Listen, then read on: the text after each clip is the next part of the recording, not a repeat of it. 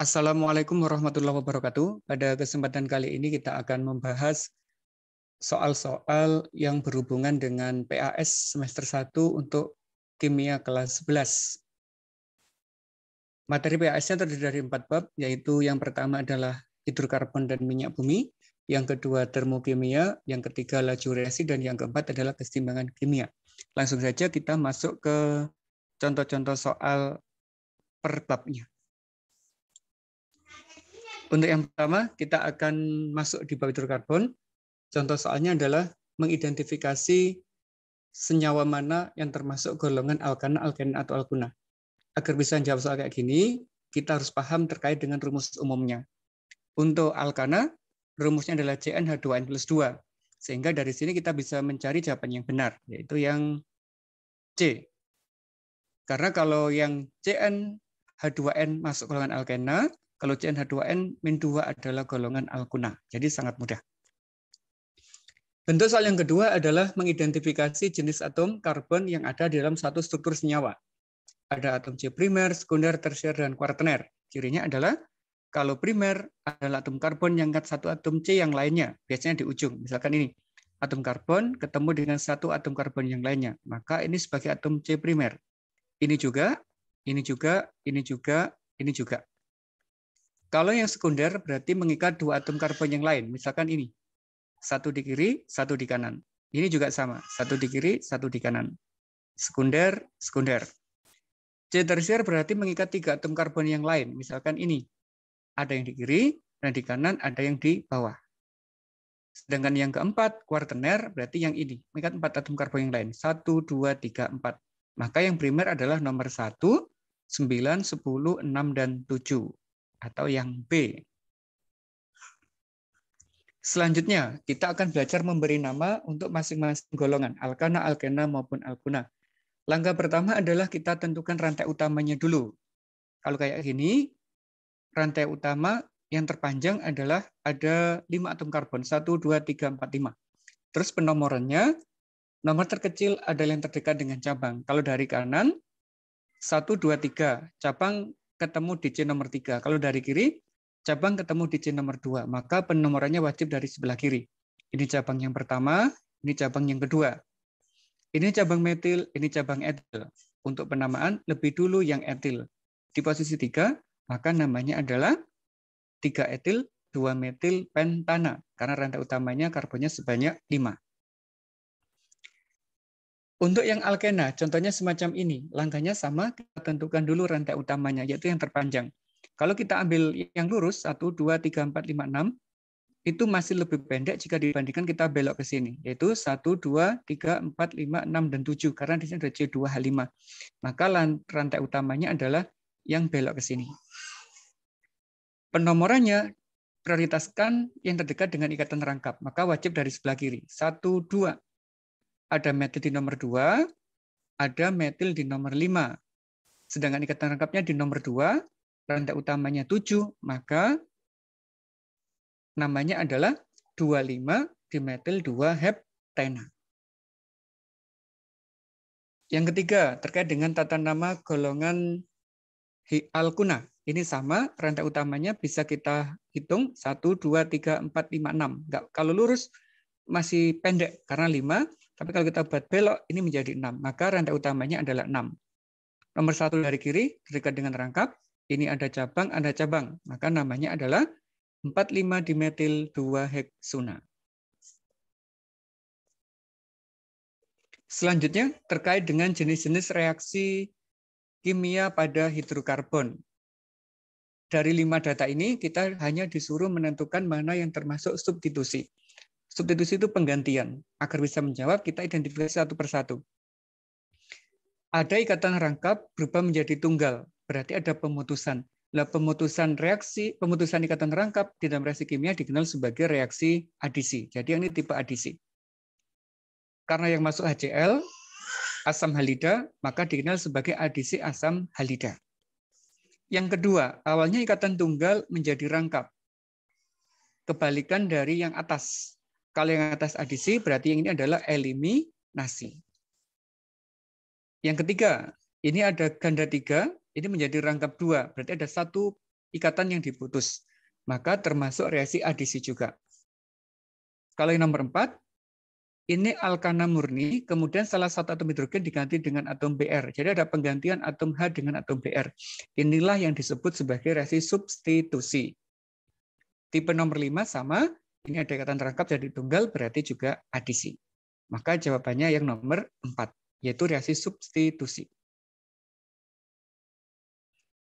Sekarang minyak bumi. Untuk minyak bumi, yang sering keluar adalah hasil fraksional destilasinya atau destilasi fraksional berdasarkan perbedaan titik didih senyawanya. Ada yang kurang dari 40 paling atas, yaitu dalam fase gas. Namanya adalah fase LPG. Di bawahnya ada bensin, di bawahnya ada minyak tanah, di bawahnya ada solar, di bawahnya ada bahan bakar industri, dan yang paling bawah adalah residu. Maka kalau diminta DISO 110, jawabannya adalah bensin. Kalau LPG berarti di nomor 1. Selain tentang fraksional destilasi, kita juga akan dikenalkan dengan angka oktan. Angka oktan itu menyatakan banyaknya persentase isooktana di dalam suatu bahan bakar.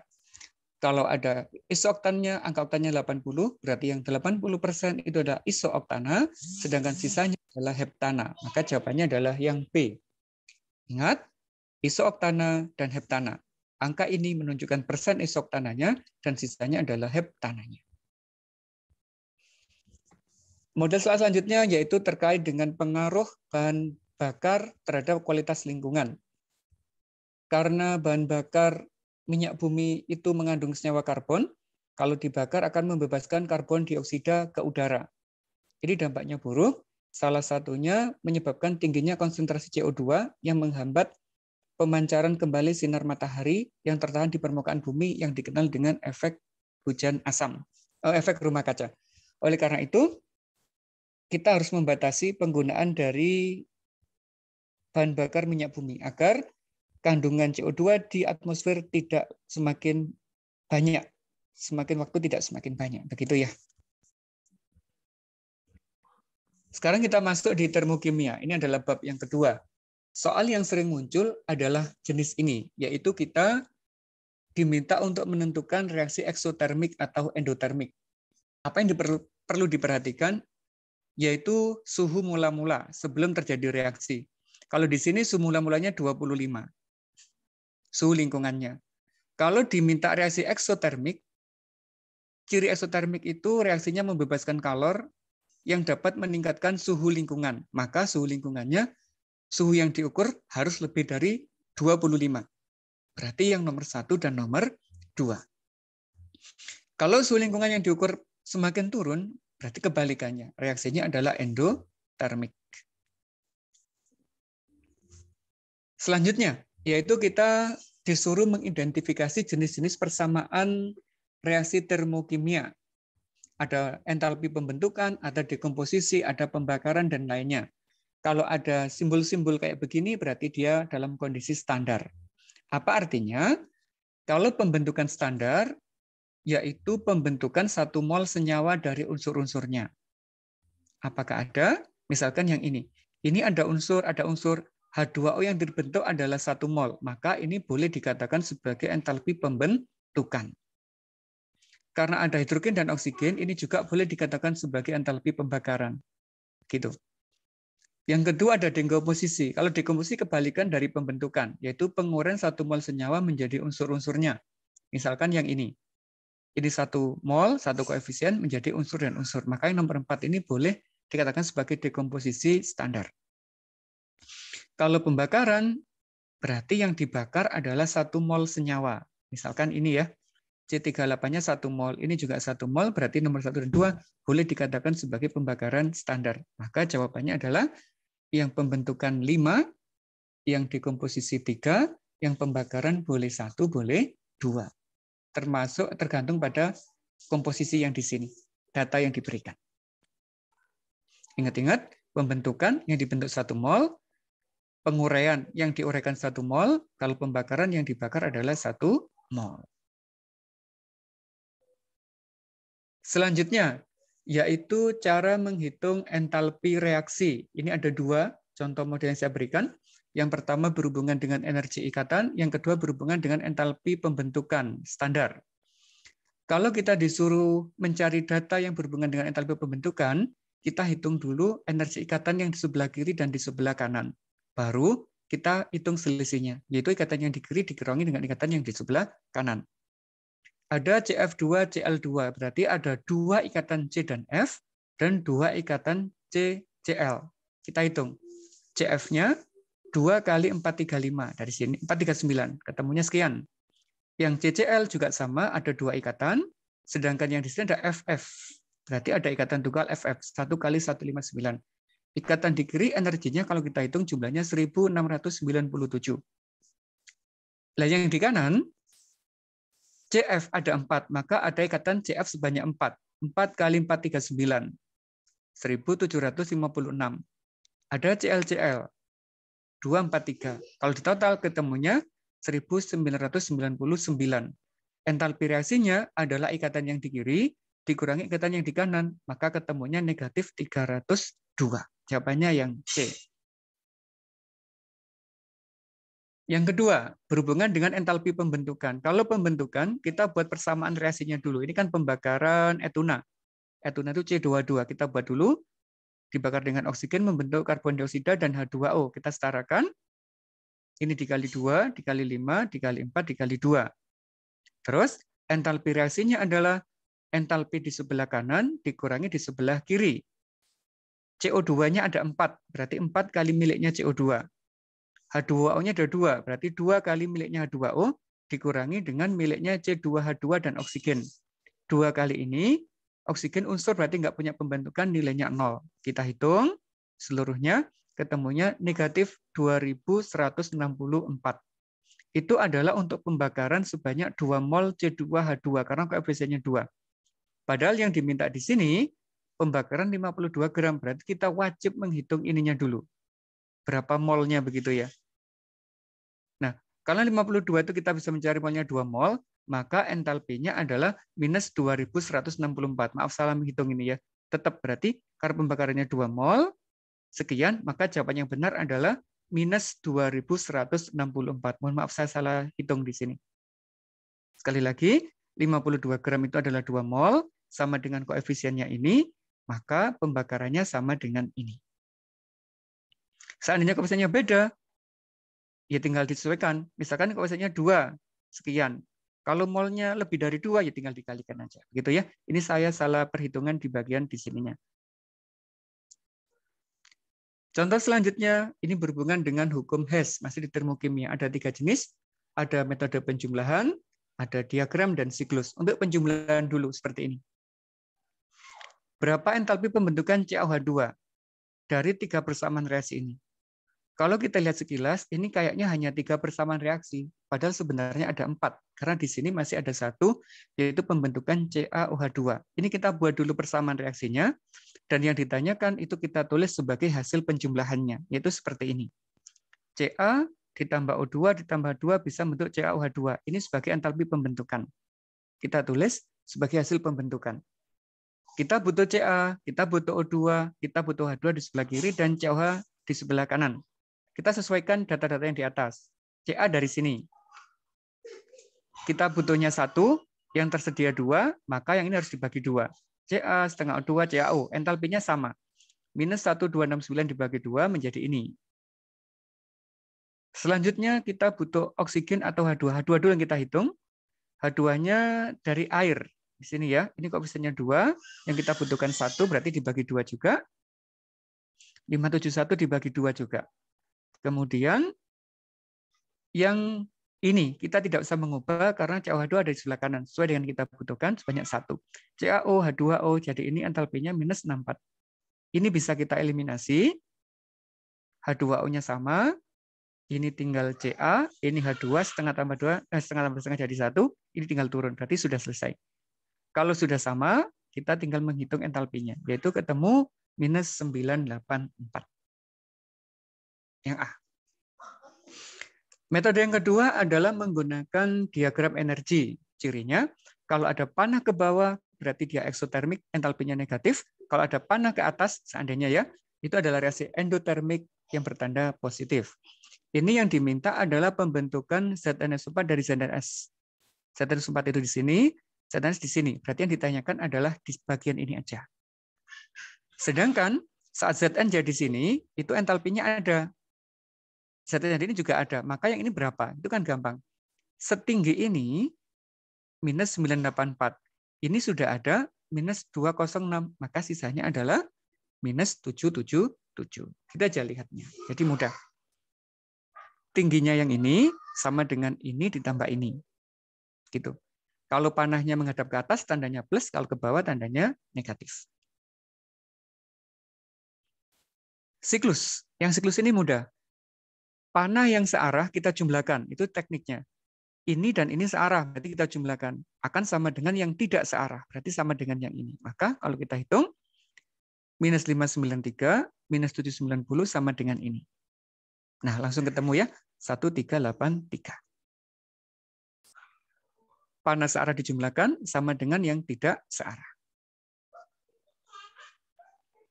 Langsung masuk bab 3, yaitu konsep laju reaksi. Di dalam reaksi kimia, jumlah reaktan itu selalu berkurang, sedangkan produk itu selalu bertambah. Kalau masuk di bab laju reaksi juga sama. Tanda perubahan konsentrasi terhadap waktu untuk yang di sebelah kiri tanda panah atau reaktan akan bertanda negatif. Sedangkan yang di kanan berarti bertanda positif. Yang A dan B itu negatif, tandanya CDE akan bertanda positif. Maka yang benar adalah yang C, yaitu C-nya bertambah. Selanjutnya, ini adalah hanya untuk menyatakan perbandingan laju, perbandingannya dengan koefisien. Lajunya NO adalah RNO, dan lajunya N2O5 dinyatakan sebagai RN2O5. Maka perbandingannya adalah NO koefisiennya adalah 4, sedangkan N2O5 koefisiennya 2. Maka perbandingan yang kita dapatkan adalah 4 dibanding 2. Berarti lajunya NO itu adalah 2 kali lajunya N2O5.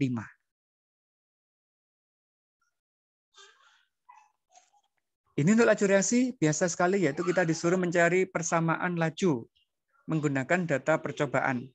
Kalau ada 3 reaktan kayak gini pun juga mudah. Misalkan kita nyari A dulu, B dulu, C dulu nggak masalah. Yang penting adalah saat mencari yang A, B, dan C konsentrasinya sama. Kalau B berarti A dan C sama. Kalau kita lihat dari data 1, 2 ini, yang paling mudah mencari B dulu, karena A-nya sama, C-nya sama. Kita tinggal lihat di sini. Ini ada 2/3. Lajunya juga sama dengan 2/3. Berarti kita bisa membuat pernyataan 2/3 pangkat Y, ini di pangkat ordernya X, ini ordernya Y, ini ordernya Z.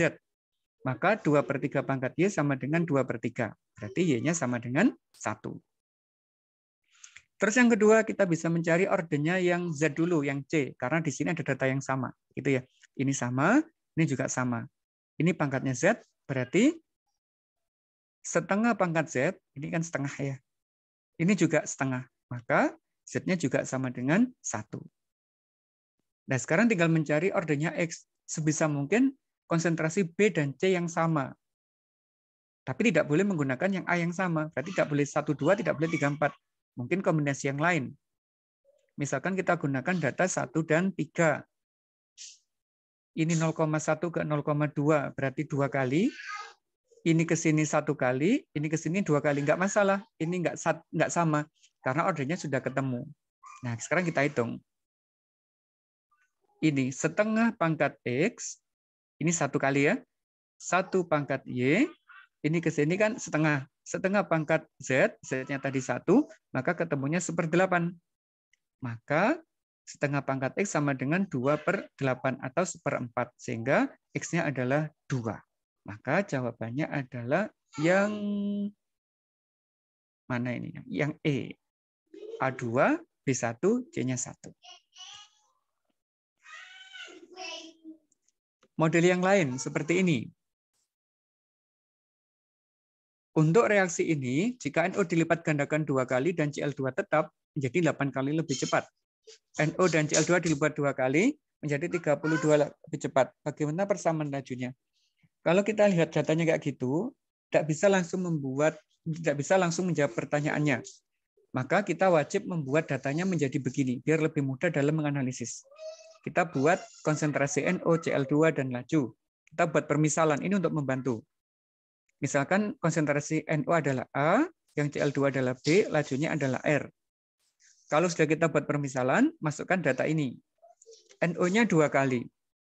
Cl-nya tetap, berarti tetap B, lajunya 8 kali. NO-nya masing-masing 2 kali, lajunya 32. Nah, kalau sudah ada data kayak gini, kita sekarang bisa mencari ordernya masing-masing. Misalkan yang ini, karena B-nya sama ya, ini ke sini setengah, ini ke sini 1/8. Maka X-nya ketemu 3. Terus, kita gunakan data ini, karena sama. Setengah, ini 1/4. Nah, begitu. Maka Y-nya ketemu 2. Sehingga jawabannya adalah 3 dan 2. Nah, begitu cara jawabnya.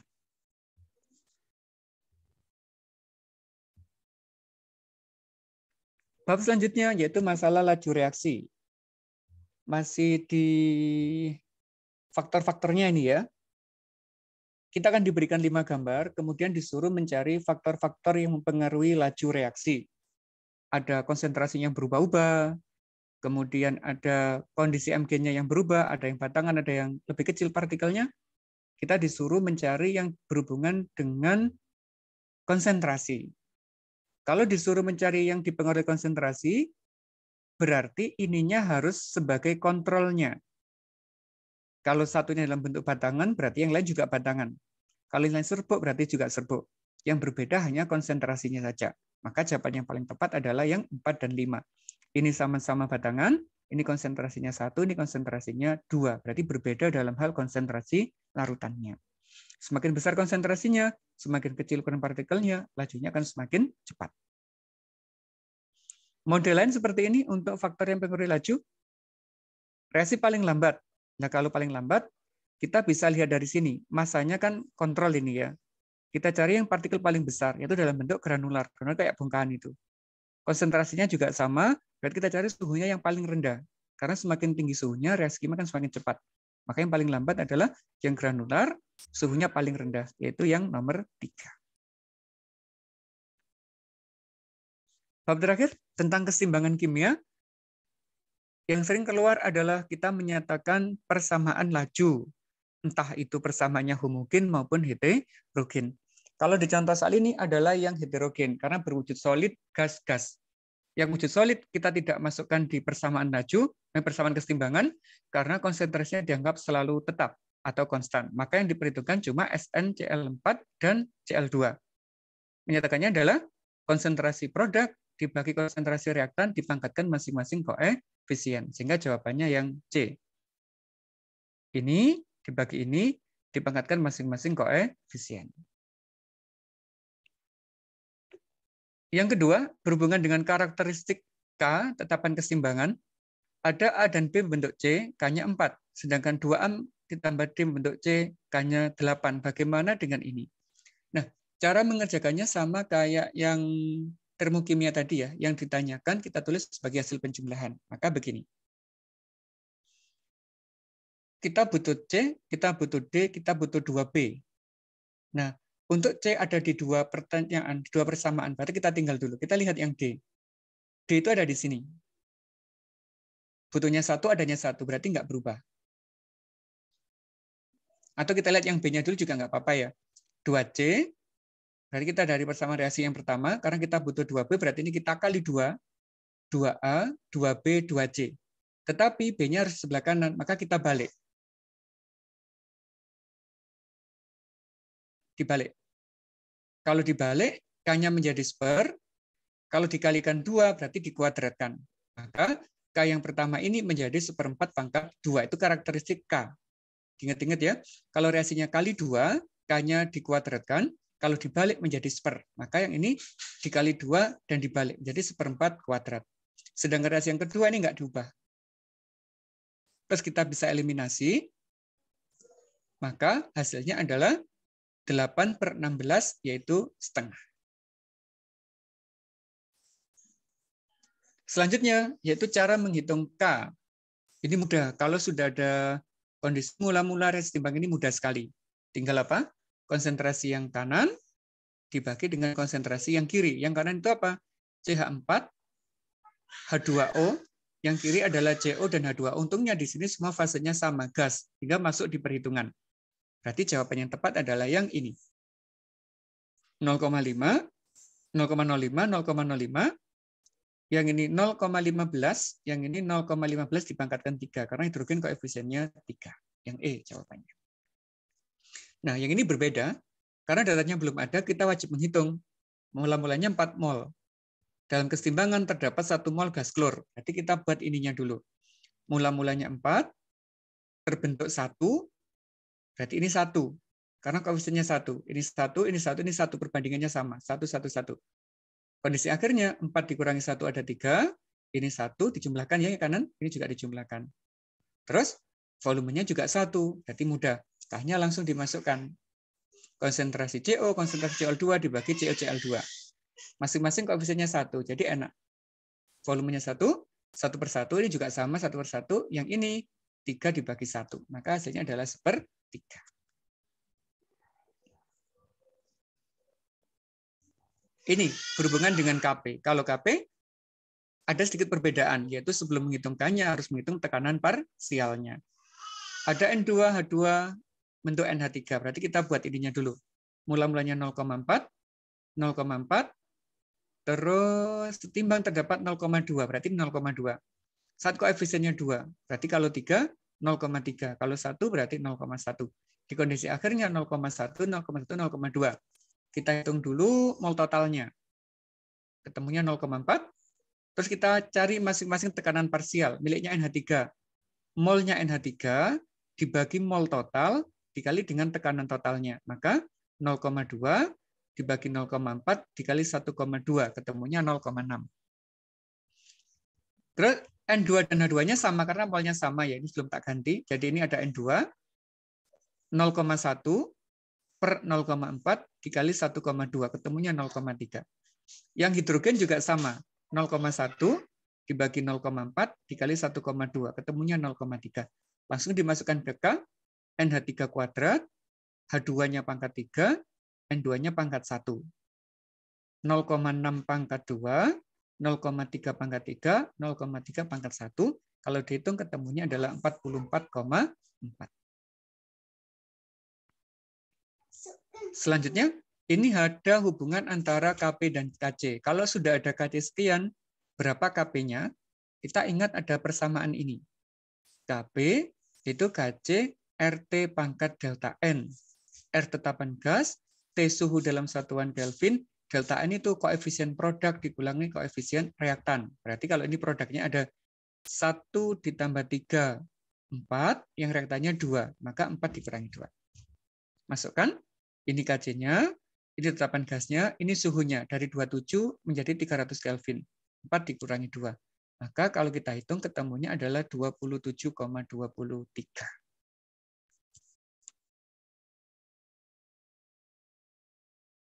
Selanjutnya mengenai pergeseran kesetimbangan. Kalau pergeseran kesetimbangan ini mudah, asalkan kita paham perubahannya. Konsentrasi gitu ya.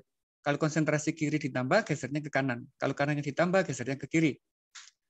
Kalau berhubungan dengan entalpi, kita lihat entalpinya. Ini suhu hubungannya.